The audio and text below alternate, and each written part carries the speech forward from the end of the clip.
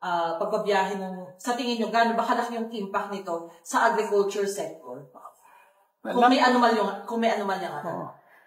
Isa sa mga sinasamantala ng mga trader o middleman at ginagawang dahilan para tuluyang pabagsakin ang presyo ng pagbili ng palay sa magsasaka, yung logistics, no? Yung nasa malayong lugar, yung sakahan, tapos hindi madaling dalhin sa palengke, no? Kaya ito ang sinasamantala, no, para baratin ang ating mga magsasaka. Kaya napakahalaga na magkaroon ng mas madaling access sa mga bukid mismo, no? At malaki ang magagawa kung may maayos na daan at magiging mura ang transportasyon. Yun ang intensyon ng mga farm to market roads.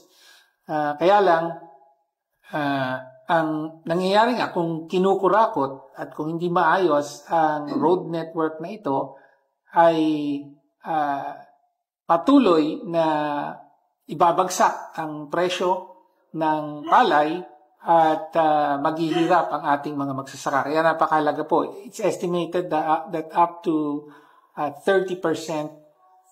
ng supply ng palay ay apektado ng lack of access to farm-to-market roads. Sir, mas okay ba na House ang gumawa nito?